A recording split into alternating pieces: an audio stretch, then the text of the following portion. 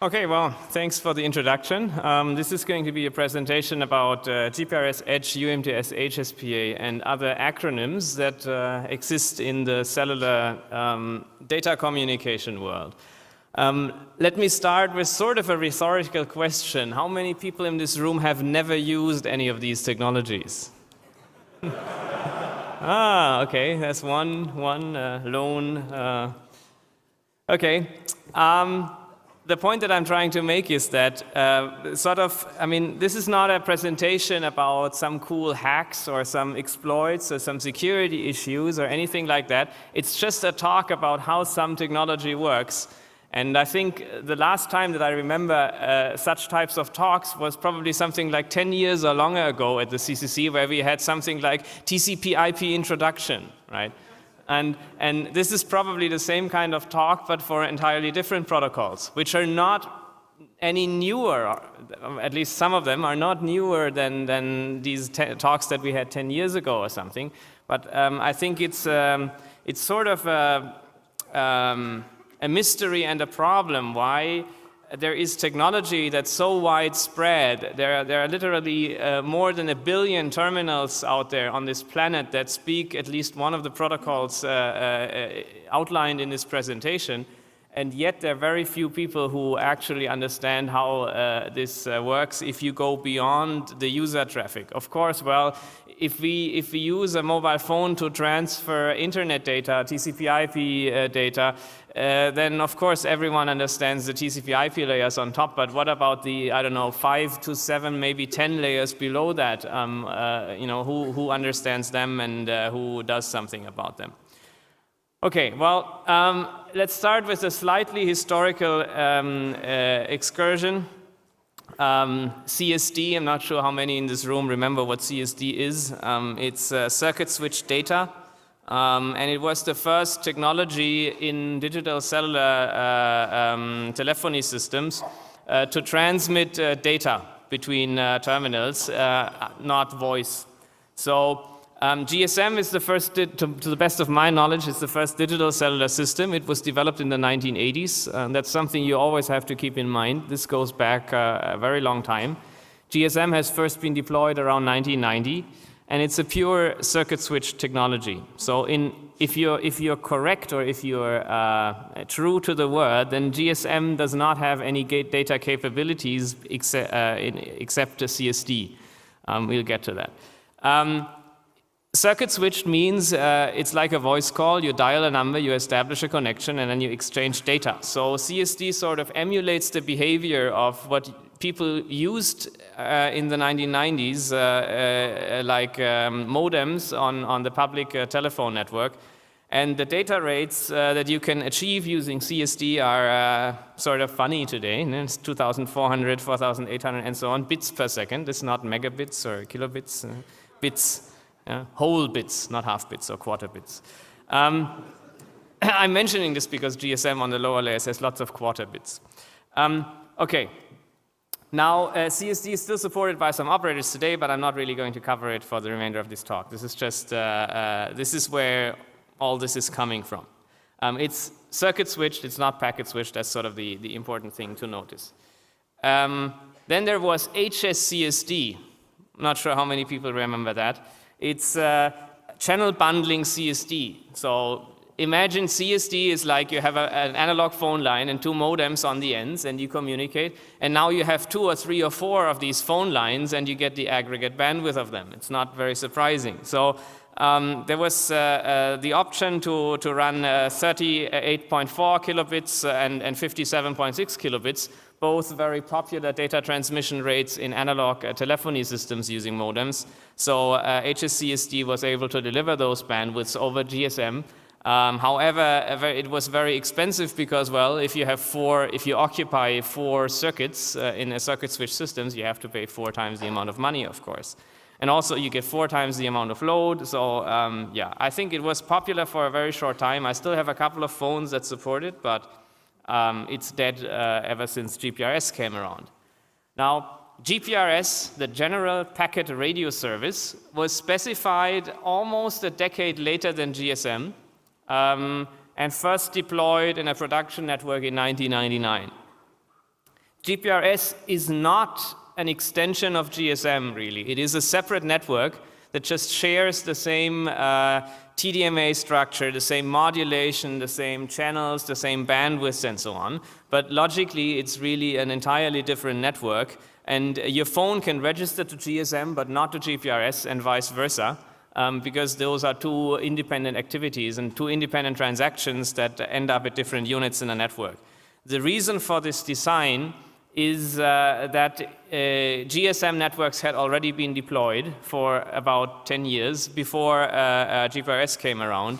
And now the engineers had the task of sort of implementing a packet radio system that can reuse as much as possible on the radio transmission side, the same modems, the same, same TDMA structure and so on, but add these services without making too many modifications to the very well working and stable circuit switch side. So this is why there is a different infrastructure for that. The base stations are the same, but anything beyond the base station is different in a GPRS network. It's packet switched, not circuit switched. So it's the first cellular technology that, a digital cellular technology that allows you to send packets where you don't need to allocate an entire circuit of dedicated bandwidth for your data session.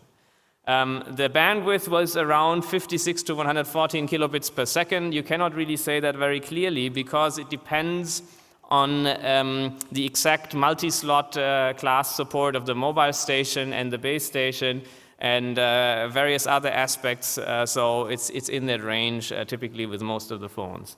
It's available, it was and is available virtually anywhere in the world except Japan and Korea because they had different 2G, 2.5G systems. Now, edge. Many people talk about edge. Edge means enhanced data rates for GSM evolution. You will notice that evolution is an extremely important term in cellular technology because everything is always either evolved or evolving or evolution. So it's, yeah. So technically speaking, edge is a superset of what people think it is. Edge consists out of eGPRS and eCSD. But eCSD almost nobody knows, and most people just think of eGPRS when they say edge, or actually, well, they think of edge, but they mean eGPRS. eGPRS now means we use the GPRS network, but we add a little bit in terms of a different modulation scheme and in terms of slightly different channel coding. And we get higher bandwidth than the old system. It uses the same radio channels, the same bandwidth, the same time slots, everything is like GPRS, but it uses 8-phase shift keying, 8 PSK, instead of the Gaussian minimum shift keying that GSM does. There are no real changes to any of the higher protocol layers, except some small information elements where you signal the availability of this system. Otherwise, it's entirely the same. Most phones support something like 236 kilobits per second, and again, like GPRS, it's available almost anywhere in the world. Now, UMTS, I'm just going through the history first, and then we look more in detail into the individual systems. Well, there are obviously multiple typos in this slide. I apologize for that. It's the Universal Mobile Telephony system, not sub, just system. It developed around 96 to 99. So once again, it's sort of developed at the same time as GPRS, but for UMTS, since it's a completely different system, people needed new phones, and so it was expected to take a longer time to pick up, and it was new, more expensive technology, so it was sort of rectified to develop GPRS and UMTS in parallel. First commercial deployment also was 3 years after the first commercial deployment of GPRS networks, and UMTS in its core specification actually also doesn't really have that high data rates. It's 384 kilobits downstream and downlink to the phone and 128 kilobits on the uplink. It's not all that exciting if you think about it. It's an entirely new system. It's not a logical sort of extension or enhancement of the previous systems, but it's an entirely new system. It's based on a modulation scheme called wideband CDMA, where CDMA is code division multiple access. And especially in the US, people always say it's a WCDMA network, which is correct to some extent, but there are many other WCDMA systems which are not UMTS, so it's sort of an overgeneralization. It supports circuit switched and packet switched services. So in UMTS, from the very beginning, they were looking at developing a protocol and developing a system that can work for both circuit switched services and for packet switched services. Unlike GSM, which was entirely circuit switched, and then they had GPRS, which is entirely packet switched, and so on and so on. The fixed part of the network heavily uses ATM over synchronous digital hierarchy systems. So the lower layers of anything that does not go over a radio interface, as you will see in the next couple of slides, is almost always ATM based. So there you can see it's developed in a community where people thought OSI protocols are a great thing and ATM are a great thing, and all this strange IP and Ethernet stuff that other people do is sort of amateur crap. Okay. Now, HSDPA is introducing a couple of new downlink channels. It's high-speed downlink packet access. It's the HSDSCH, the high-speed downlink shared channel. It was added in UMTS release 5. The specifications are released in releases, and they are numbered up to 98. They were based on the name of the year, so there's release 98 or release 99, which are released in the respective year of the calendar, but the further numbering does not necessarily correspond to any year. Some other physical channels that are sort of below this new channel, and it introduces adaptive modulation up to 64 QAM, so relatively complex modulation schemes, and initially permitted 3.6 megabits second downlink. And it also increases the uplink a slight bit from 128 to 384, but it's also not that impressive.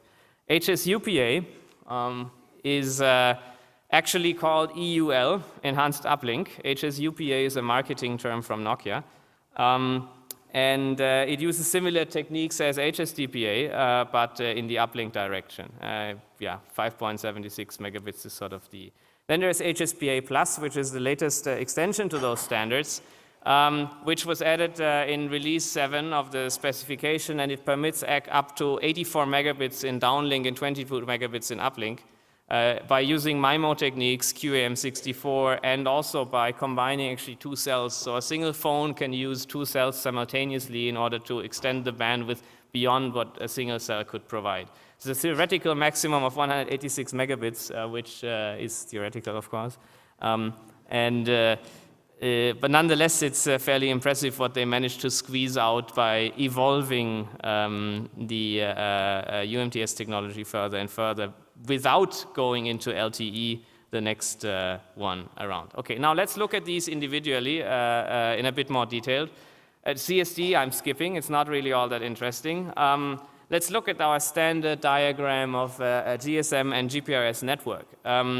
We have our mobile phone somewhere over here on the left-hand side, which connects over a radio interface called the UM interface to a device called the BTS, the base transceiver station. From there, it's backhauled over typically an E1 line running a set of protocols called ABIS to a device called the BSC, the base station controller, which connects to something called the PCU, the packet control unit, which then in turn uses another E1 line with another set of protocols called the GB interface to the serving GPRS support node, the SGSN on the bottom here. The SGSN is taking care of mobility management, encryption, compression, and all kinds of things for the actual data that gets transmitted to the phones over here. Also, authentication is handled by the SGSN in GPRS. And the SGSN then connects over a GN interface to the GGSN. The GGSN is the gateway GPRS support node, and it's where the IP packets are, the tunnels terminate towards the internet. So those entire nodes in this network establish transparent tunnels between the GGSN and the MS, the mobile station, the phone on the other hand side. The GGSN is the only IP-only device in the network. Everything else is not really doesn't really deal with IP. There's just some user data which we encapsulate somehow, and we wrap it enough so we don't really have to touch the IP. It needs to be properly wrapped to be able to transport it over our ATM and E1 and SDH and whatever other technologies. So if you look at the control plane stacking, what's the control plane? Well, the control plane is anything that's not your user data. Control plane is about setting up connections, authentication, taking care of handover, mobility management, all these kind of things. That's the control plane. And the user plane is where you actually have your IP data, your internet data that you want to transmit. Now the control plane, let's first explain the diagram a little bit. We have the individual nodes listed here. There's the MS, the mobile station. It's not Microsoft, it's the mobile station.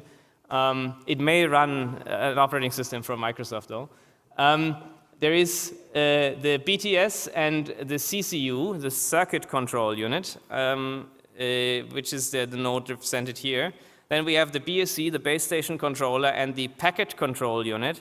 The SGSN here, and for the control plane, I didn't put the GGSN here, but for example, the HLR, which is where your subscriber data is stored and also involved in for example, it lists what kind of services you have subscribed to or not. This kind of data is stored in the HLR over here. Now, the dashed lines are the individual interfaces between those nodes, and the interfaces have always these strange names like UM, ABIS, GB, GZ, and GN, and all these small names. Now, as you can see, there's a physical layer. The physical layer exists over the radio interface between the phone and the BTS. And then we have other protocols on top. There's a MAC, an RSC, and LLC protocol. The two lower ones, the medium access control and the radio link control, RLC and MAC layers, they terminate in actually the PCU here, the packet control unit. And they're transparently passed not only over the radio interface here, this is your only radio interface, it's the UM interface, and this is typically an E1 type line here on the backhaul, and they're transparently passed over here. They terminate in the packet control unit, which then re-encapsulates the payload, which is LLC, Logical Link Control Protocol. It gets encapsulated in a new protocol called BSSGP, the Base Station Subsystem Gateway Protocol, which gets then encapsulated in the NS, I think it's Network Service Protocol, which then gets put into frame relay, which gets put on top of an E1 line. And then it gets backhauled to the SGSN, that's a sort of a centralized node in the network, which then implements this entire same stack here, E1 with frame relay, with NS, with BSSGP, but then also terminates the LLC layer, which is coming directly from the mobile phone. And then on top of that, we have two sub-layers called GMM, GPRS Mobility Management, and SM, which is not what you think it is Session Management.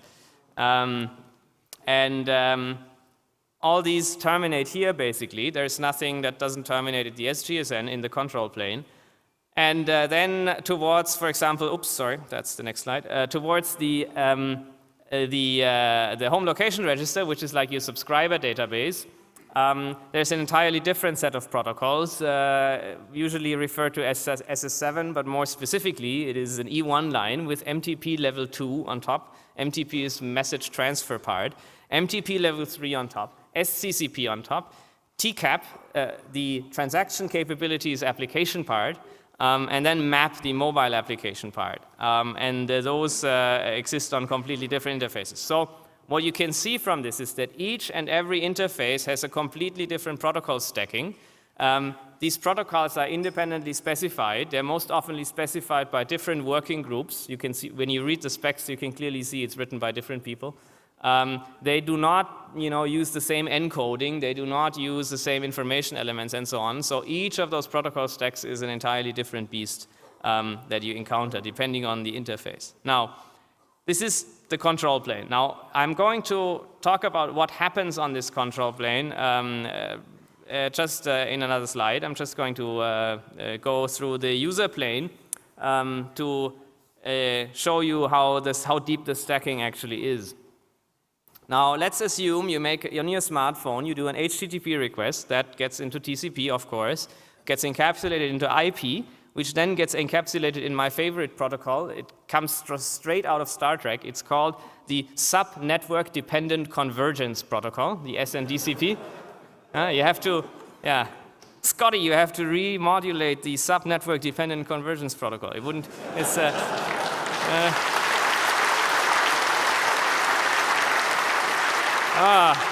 we have fluctuations in the BSSGP. No. So, the SNDCP, then the LLC, then the RLC, then the MAC, and then we finally can transmit it. And almost all of them get transparently passed through the BTS.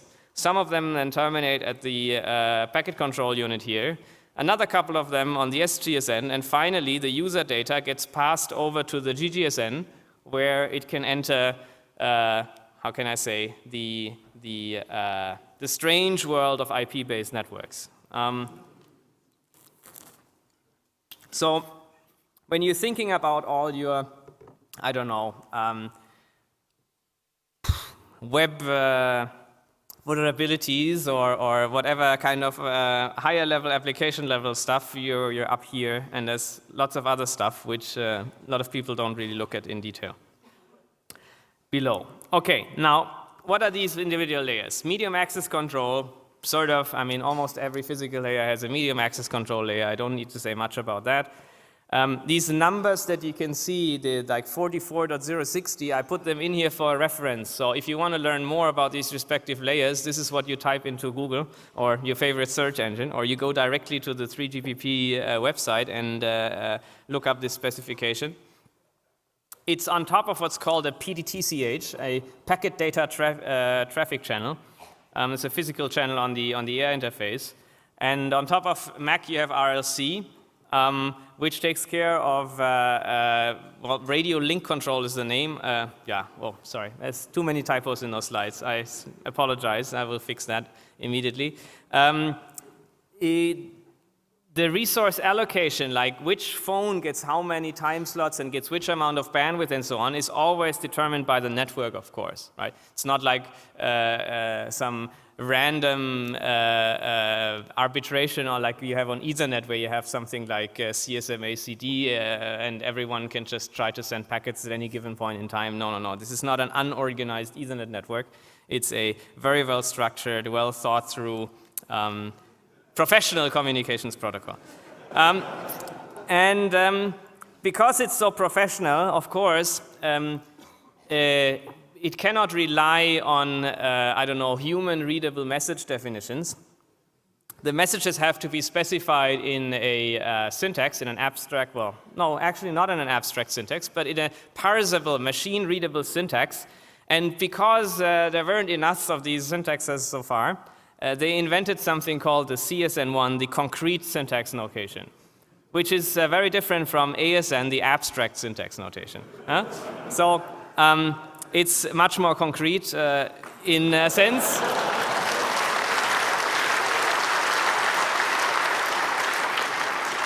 In the sense that, you know, in ASN1 you have the syntax and you have the encoding rules, and that's not very concrete. So in CSN1 there's no separation between the two. There's only one possible encoding, and that's part of the specification. By the way, the specification costs something like 10 euros, and it's only available printed, and you have to order it from France and have to do a wire transfer to their bank account and so on. It's quite funny. I mean, I think the amount of overhead they have for charging these 10 euros is sort of, well. Okay, now the GB layers. GB is again the interface between the BTS and the BSC/PCU. There's the network service layer specified in 0816, which sort of maintains possibly redundant set of physical links on top of frame relay. It does things like failover and load sharing among multiple links because sometimes one E1 line is just not enough. You need multiple of them, and then you need to somehow share the load. It's originally specified over frame relay, but sometimes actually people put a Cisco router behind it to encapsulate the frame relay in IP. So then you have Then you have the entire stack that I indicated, where is it? Here. Well, something like this stack up to NS in frame relay in some other encapsulation in IP and some other layers on the bottom. But then some other people also came up with the bright idea of putting NS directly into IP, well, sort of via UDP, so you can skip the frame relay part if you want. Now, on top of that, there is BSSGP, which maintains things called BSSGP virtual connections, BVCs. And each base transceiver station in your base station subsystem now establishes one logical connection. It's called a BVC, a BSSGP virtual connection between the SGSN and this BTS. BSSGP also implements flow control, and it's actually a hierarchy of of token bucket filters, which are sort of encapsulated into each other. So there is one flow control for all the data going to one BTS, because of course you have an E1 link, and at some point you might saturate that, so you need to have flow control on the entire link. And then you have flow control for each individual mobile station that connects to that BTS. And then you can have individual packet flows inside contexts of each individual phone, which again have these flow control. So you have this hierarchy of 3 levels of flow control that make sure you're not flooding the BTS with packets coming from the high bandwidth internet, which want to squeeze through the tiny radio interface between the phone and the network. Because you have your bottleneck here. That's typically your bottleneck is the radio link here. But the packets, of course, come in from the internet over here. And somehow you need to make sure that you're not flooding that link in a completely unfair or undeterministic way. BSSGP is extremely inefficient if you think of it in terms of overhead, because each and every BSSGP message, which is each and every of your TCP ACKs, let's say you have a TCP ACK packet, it's like 20 bytes TCP header, plus 20 bytes IP header, plus a little bit of SNDCP header, plus a couple of bytes LLC headers, plus a frame check sequence of 32 bits at the end of LLC, plus the BSSGP header. And the BSSGP header now includes the full IMSI, the full radio access capabilities information element, which can easily be something like 30 bytes. So in the end, you want to send a single acknowledgement back to your phone, and on these interfaces here, you might easily say, see 100 bytes or even more for the single acknowledgement. So that's just something to keep in mind in terms of efficiency. Okay, now on top of that, we have my favorite, as I said, SNDCP. SNDCP is too many typos in here. LLC is between SNDCP and the lower layers. Let's talk about LLC first. It supports acknowledged and unacknowledged mode, but normally for IP communication, it's mostly used in unacknowledged mode. LLC actually, you might have heard in different contexts. I think LLC goes back to IBM mainframes, actually, where in SNA networks, LLC was one of the protocols used in those networks. It's though a different, a specific variant for GPRS networks that we have here. The encryption of GPRS happens on this LLC layer, and as well checksumming of the frames also happens on this layer. SNDCP now is on top of that, and it's a general purpose encapsulation for the packet data, because when GPRS was designed, once again, remember the mid-1990s. I mean, a lot of people were already using the internet, at least that's how I remember it. But in the cellular industry and in the professional communications industry, they were still thinking of X25 and the OSI protocols and all the marvels of X400 and all those things. And it was designed in a way that it can transfer IP as well as other protocols such as X25. So you can actually have X25 over GPRS in accordance with the specifications. If we actually look at IP today, the SNDCP also takes care of IP header compression. and also possibly V42 payload compression.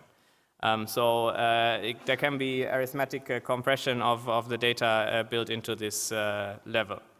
If you look at the control plane, what is GMM? GMM is mobility management, which, well, is like mobility management GSM. If you know about that, then it's easy to guess what it does. It doesn't use SNDCP, only LLC and the remaining part of the stack. It's responsible for things like routing area update. This basically is your phone telling the network where it currently is located. Things like attach and detach when you switch on and switch off your phone, or enter airplane mode or leave it. It also does take care of authentication, which is the same authentication method that GSM uses, using the same keys, by the way, and the same algorithms. It also reallocates the temporary identifier. GSM has a TIMZ, GPRS has a PTIMZ. It's also something important. Anything that's if you look at GPRS, everything has to start with a P. So you have the TCH, the traffic channel in GSM, and you have the PTCH, the packet traffic channel in GPRS. You have the BCCH in GSM, and you have the PBCCH in GPRS, because it's the packet broadcast control channel. There's also a provision for delivering SMS over GPRS, and if you look at only the layer 3 transactions between individual nodes for performing a routing area update, it looks a little bit like this. First, you have your layer 1 establishment, then you establish the RLC MAC layers, and then on the LLC level, you encapsulate the GMM messages, like routing area update request, gets sent from the phone to the SGSN. Oops. Then the SGSN behaves a little bit like the MSC in GSM networks. So it can do, for example, identity request. It can ask the phone about its IMSI, its IMEI, that kind of stuff. And then on the backhand side, just like an MSC would do it in the circuit switch world, it can ask the HLR and AUC to provide authentication information for performing the cryptographic authentication, which is then performed here. And then on the map interface here to the HLR, we see the location update request, insert subscriber data, and so on. So really, if you know how an MSC behaves in a circuit switch network, just replace MSC with SGSN, and most of the time things are pretty much the same. The next thing is session management, which establishes and maintains the tunnels to external packet data networks. So they don't talk about tunnels. Everybody, I guess, in this room knows what an IP tunnel, a VPN tunnel, and so on is, but most people don't know what is a PDP context. It's exactly the same thing, it's just that they use a different name. And of course, it has to start with P. So it's a PDP context, and it's not related to PDP-11. You can have multiple of these contexts active at any point in time. So actually, it's not that your phone can only have one connection to the public internet, but you can have a number of different tunnels, possibly terminating in different IP networks. It doesn't have to be the internet. I mean, there are many other options available. For example, there are companies that operate M2M devices over GPRS. They quite often have their own tunnel endpoint, their own GGSN, and so the IP data doesn't end up in the internet, but it ends up directly in their own IP network, which is not a public network. The resolution of where do you connect to, which tunnel broker, which is called GGSN, do you use is done by the APN, the access point name.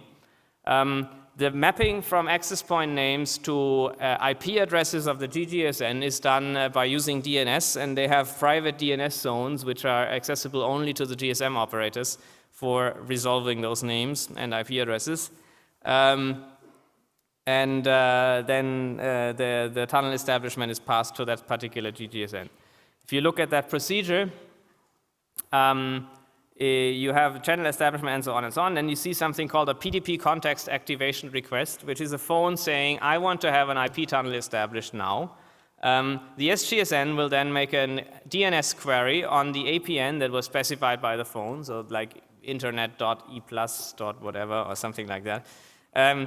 There will be a response to that DNS, hopefully, the request, and then the SGSN establishes a GTP connection to the GTSN and forwards that context activation request, and it will be acknowledged. Hopefully the acknowledgement will be forwarded, and then from that point on you actually exchange IP packets between the GTSN and your phone. This GTP protocol is once again specified in one of these fancy specs in 29060. It's the only protocol at that time which was specified over IP networks right from the beginning. The idea was that the GTSN is a pure IP device. It doesn't have to have E1 connections. It doesn't have to have an SS7 stack. It doesn't have to have any of these fancy things. That's why Cisco built one of them. Because, well, you know, they wanted the IP network vendors, the router and switch makers to be able to build these devices. GTP-C, the control side, is used for this tunnel setup and teardown, and the user plane GTP-U for actual user data. On this interface, there's no authentication, no encryption, because it's only to be intended to be used in intranets or inter-operator links that are private anyway. So might not be always the case, but at least that's how it was intended to be used. Okay, so far for GPRS. Let's move into more current technologies. UMTS packet-switched systems. The higher layers like GMM and SM are actually reused from GPRS. There's no change on them. This is like the circuit switch domain. Also, the call control, for example, that existed in GSM is reused one by one in UMTS. But all the other layers below, they're really very different. Most of the SGSN remains the same, the GTSN remains completely the same, but anything that relates to the radio access layer, to the BTSs and so on, is not only different, but is also called completely different. So there's no BTS, there's a Node B, there's no BSC, there's an RNC, so all these things. The mobile phone is no longer the MS, it's now the MT. So it looks a little bit like this, at least if you use graphics that are available online.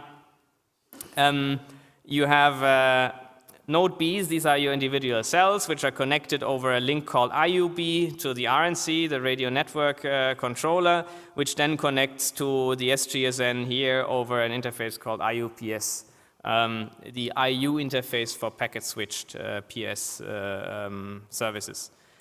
If we look at the protocol stacking, we will see some names that at least sound familiar, like MAC and RLC. They are different in implementation, though. Would have been too easy. We see a new protocol called RRC, the radio resource control. On top of that, we have familiar names. GMM and SM are just the same. On the bottom half, we have lots of new stuff that comes in because it's now ATM and not frame relay or E1. Or it might be E1 physically below the ATM, but at least no frame relay. So you have all these adaptation layers. If you've heard about AAL2 and AAL5, some people may be old enough to still have learned that in university. These are all adaptation layers, how you can encapsulate stuff on top of ATM cells and ATM virtual circuits below. This is again the only radio interface that's specified, and you can see again the Node B doesn't really do anything. It just passes stuff onto the wired interface here, onto IUB, to the RNC, which is what used to be the BSC in older networks, where MAC, RLC, and RRC layers terminate. RRC is translated into a different protocol on the same level called RANAP, the radio access network application part. Then RANAP is forwarded over SS7 actually. So you can see here MTP3B for wideband ATM links with SCCP on top, or alternatively using a IP and ATM and then a SIGTRAN kind of stack up here. So RANAP goes back to the SGSN, where also again SM and GMM terminate, and the remaining part is just the same like in GPRS. If you look at the user plane, there is one new protocol also, is the PDCP, the Packet Data Convergence Protocol, I guess. Then again, you can encapsulate your higher level protocols inside the PDCP protocol. MAC layers are specified in some specs. They have fancy numbers. The RLC takes care of encryption. So the encryption is one level lower than in the GPRS networks. Also takes care of segmentation, retransmission, and so on. Interestingly, the RLC layer is not specified in any formal syntax, which in UMTS at least is very uncommon. So it's just like an IETF RFC for common protocols you find on the internet, where there's a human-readable description, but not a formal syntax describes the messages. However, the next higher layer, the RRC layer, is again specified, but not in CSN1. This time they switch to ASN1 and use packed encoding rules, PER, in order to avoid the overhead that BER or DER would bring with itself. RRC itself takes care of measurement control, ciphering control, paging, radio bearer management, so which channels to use and so on, broadcasting system information, and also has integrity checking. The RRC corresponds to the RR layer on GPRS. The PDCP is the replacement for SNDCP. Not quite sure. They could have used SNDCP. I don't really see much difference between those protocols, but they just are different and have a different name. It handles user data payload and header compressions. There is a new compression scheme, ROHC, that GPRS doesn't do. It's robust header compression. It allows you not only to compress the TCP and the IP header, but also RTP. So it's optimized for doing voice over IP, so you can compress away not only RTP, UDP, and IP headers, and get rid of some of the overhead involved. It's between the user IP, the PDCP is between the user IP and RLC. If you look at this, it's here in that layer. It's what comes below your IP messages. The RANAP protocol is between the RNC and the SGSN. It's again specified in ASN1, also uses PER encoding, never visible to the user. However, the Vodafone UK and Alcatel-Lucent femtocells use RANAP also to the femtocell. So if you're into looking at those devices, you will find RANAP in there. There's also something called NBAP, the Node B application part, which then is between the RNC and the Node B. Again specified in ASN1, again not visible. However, there are some Node Bs that sometimes you can buy from eBay. And if you buy a real Node B, then you will have to implement that protocol to talk to it versus RANAP, which you need on the femtocells. It's actually quite funny. I wouldn't have thought that a year or two ago that you can buy large UMTS base stations now on eBay, but it's not horribly expensive. So sometimes it's like 1,500 euro or something. It's not cheap, but if you consider that from this BTS you can serve something like 240 concurrent voice calls or something, it's quite impressive actually to find those devices. They often come from places like Singapore or Russia or the United States. Not sure, in continental Europe you don't see that many being sold. Okay, the GTP layer between SGSN and GGSN is the same as in GPRS. There's no real change. Some new information elements or something, but that's really it. There's no change at that point. Now, if we look into HSPA plus, the problem is if you go to the data rates that I have indicated, like these 180 megabits theoretical maximum for a single base station, the bottleneck, of course, becomes the SGSN, because it's a centralized node where all the user traffic goes to, because the SGSN takes care of the compression, decompression, encryption, decryption, retransmissions, and so on. I think the fastest that I've seen you can buy is 40 gigabits throughput, but most of them are actually smaller. And if you think about a network, like a nationwide network in Germany has about 20 to 30,000 cells. Well, if you think each of them would have a load of 20 megabits or something like that, you will see that this is not sufficient. So HSPA plus change in a way that they basically move a small SGSN into each node B. And then they talk GTP directly to the GGSN, which is not even on that picture. They move core network functionality out to the edge of the network in order to distribute the load that's created by those high bandwidths. So the segmentation, compression, encryption is no longer on a centralized node, but it's at the base station at the edge of a network. That's a fairly significant change to the centralized architecture that we had before. Okay, well, that's sort of my quick run through the various protocol stacks. As you can see, there are many acronyms on the slides that I didn't even mention. And there's many more things that could be said and that can be learned. And there's more than 1,000 PDF files, which each hundreds to thousands of pages, which are ready for you to read. I encourage everyone to go where most people have not gone yet, which is to look at cellular protocols and learn about technology and play with technology and not just leave it to Nokia, Siemens Networks, Ericsson, and Huawei to do that for you. Okay, thanks for the attention. We have some time left for questions.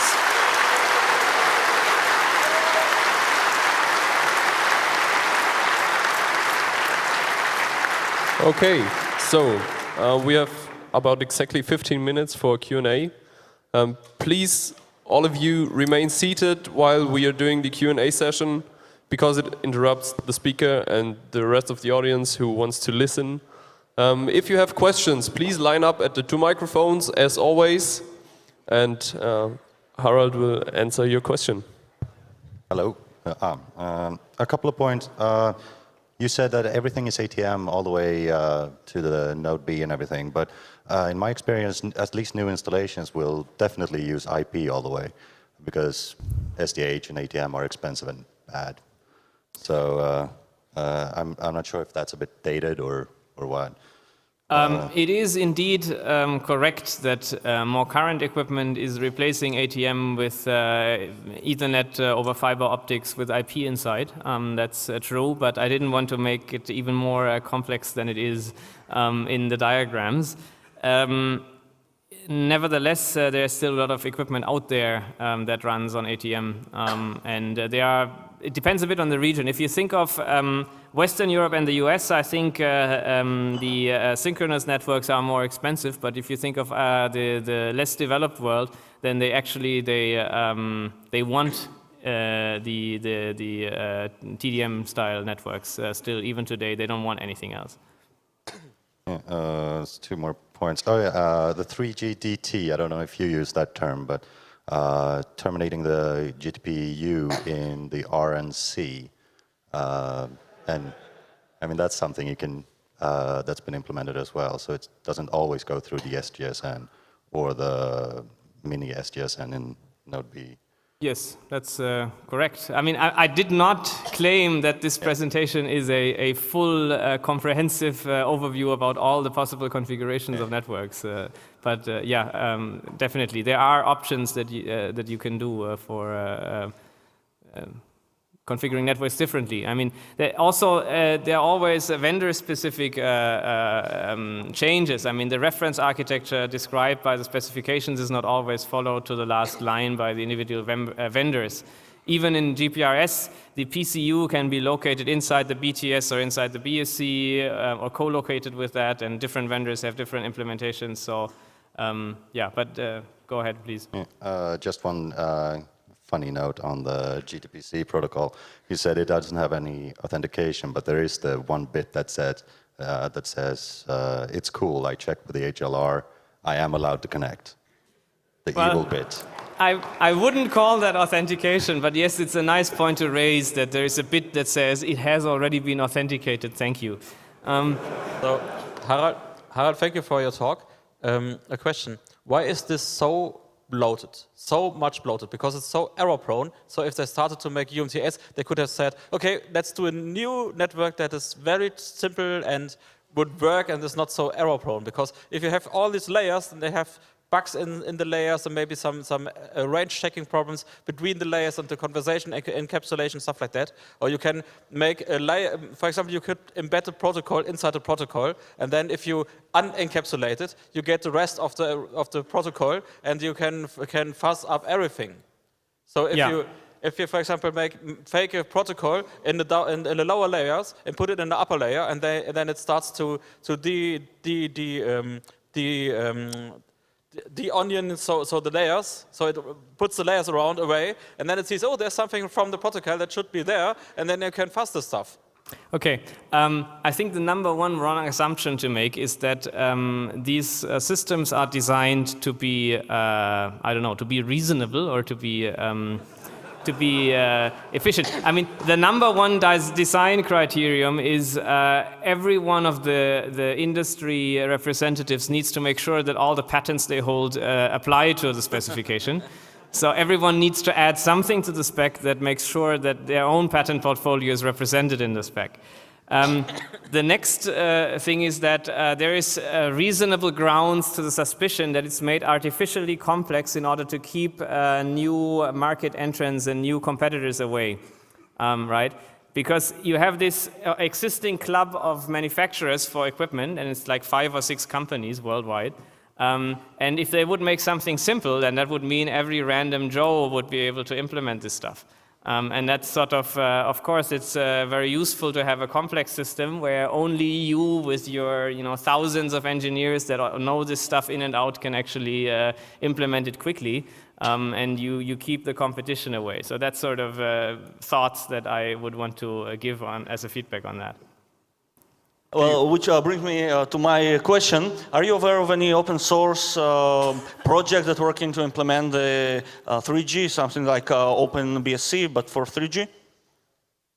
Well, the simple and sort of simple excuse from my point of view, from my side, would be, well, as soon as you write it. But more seriously speaking, well.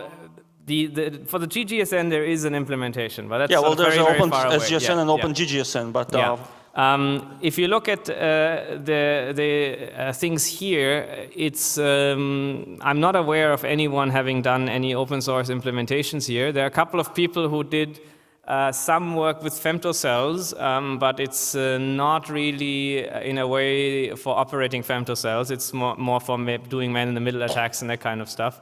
Mm-hmm. We did some also, I mean, in the Osmocom project, we did some experimentation with all the major femtocell architectures that we found, but it's mainly a question of priorities and available developer time. So definitely it would be very helpful for somebody to work on those things, but yeah, it takes time, it's complex, and we need more people working on this. Okay, thanks. Harald, a short question. What about LTE? Will the complexibility be more or less? Different. Different, but they do the but they do the whole fucking stacks and big and everything stacked about over each other. They do the same. LTE. So let me say one thing. All the things that I've talked to do not show you the complexity in layer 1. Layer 1 is more complex than any of the diagrams on here. It's the radio layer to the phone. And layer 1 of 3G is already complex, but I think LTE is less complex. Also, it uses less, how can I say, less industry-specific or uncommon, coming from the internet background, LTE is not using so many protocols that are completely unknown to people who have some non-mobile network experience. So it's more IP-based, and yeah, it doesn't do all this E1 and ATM and so on crap from the beginning. But nonetheless, then if you look at the security, for example, in LTE, all the different keys and certificates and everything involved, it's already that is, again, fairly complex. So complexity in different areas, maybe. What about test benches? So all these providers need test benches to test their equipment. And so it would be a huge room of vectors and states that you cannot test. So it would be so complicated that you cannot test the system. And so you get so many bugs that go through maybe 10 years undetected. And so if you do all these complex systems, you will always fall over the bugs. Indeed, it's a problem. It's a problem that starts to get recognized now. But still, I think there's no specification anywhere, neither from the 3GPP, nor from the GSMA, nor from individual operators that I would be aware of, which would require something like the most simple fuzz testing of any of these interfaces before delivering a product. So requirements-wise, the requirements are always functional requirements. It has to work if everything is correct and if the message comes in like this. But there's never a specification that requires, stability no matter what kind of random crap you throw at it. That doesn't exist. And it's sort of a bit difficult. Dieter and I, we have been in contact with a number of operators to do such kind of tests, and some operators are actually open enough that they want to do that, but they get a lot of pressure from the equipment manufacturers to not do it. So there is an enormous pressure on some of those operators to not do any of this testing on those interfaces, which makes me quite suspicious. Okay, we have 5 minutes left, so we're going to take some questions from IRC. Wu-Tang wants to know, how hard would it be to host a man-in-the-middle attack with a fake base station, like an IMSI catcher for GPRS? Sorry, I didn't understand the question. Could you please repeat it? How hard would it be to host a man-in-the-middle attack with a fake base station, like an IMSI catcher for GPRS? Well, so an IMSI catcher is not more difficult than in GSM because it's the same authentication and it's only one-way authentication in GPRS as well. Doing a full man-in-the-middle attack is more complicated, but the question is how realistic do you want to be? I mean, a full man-in-the-middle attack means that you're sitting in between the real network and the telephone and you're passing data from left to right, and you're eavesdropping or you're modifying the content or something like that. That's relatively hard, given the fact that none of the GPRS encryption algorithms so far have been publicly released, disclosed, or anything like that, so it's completely unknown so far. But I would make the point that it's not required to do that because most people just access the internet. So it's sufficient if you set up a false base station and you route the packets to the internet, like a false Wi-Fi access point or something like that. And that's very, very easy to set up.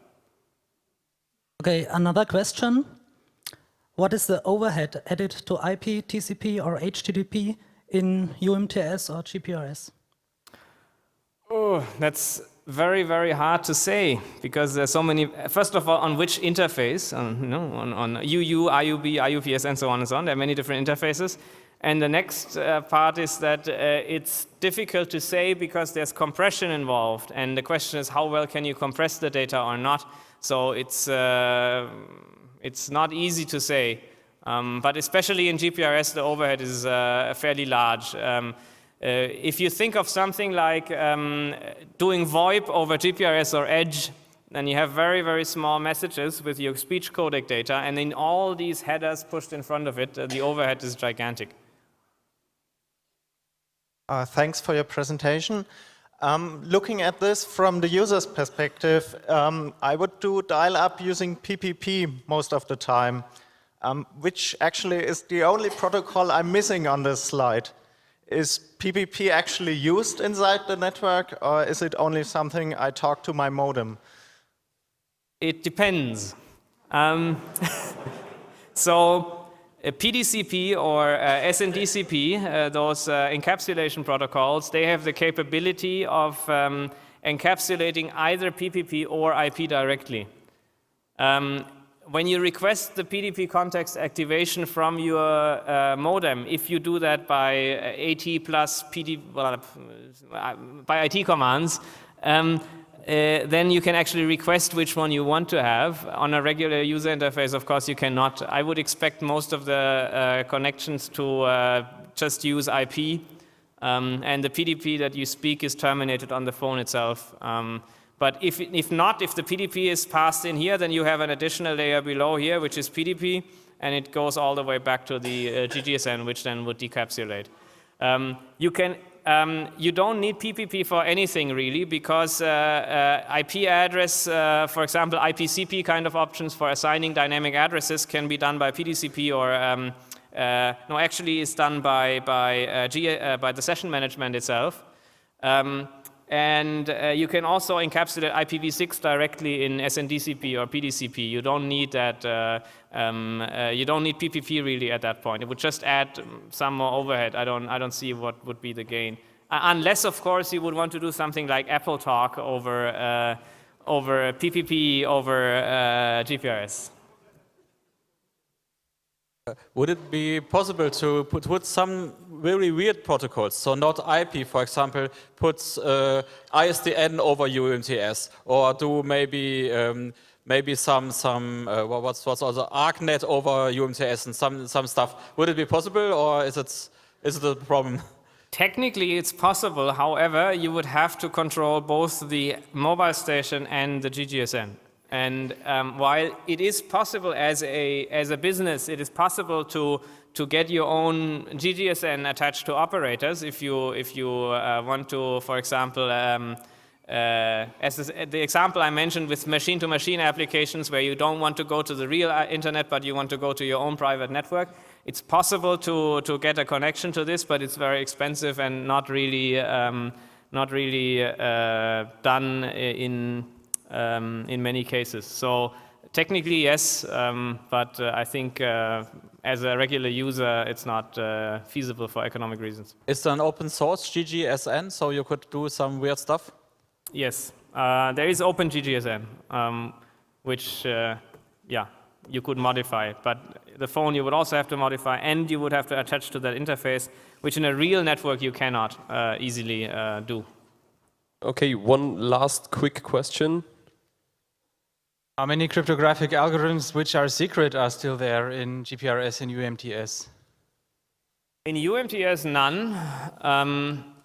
It's all specified. In GPRS, there is GEA1 and GEA2, GPRS encryption algorithm 1 and 2. So I think it's those two, that's really it. Well, yeah, encryption. For encryption, yes. Authentication, there are more unknown algorithms.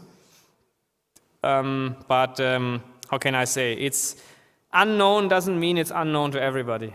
So. Okay, we're a little bit under pressure, so we have to stop here. For the next talk, I think we have a small announcement to make. But first of all, let's thank Harald.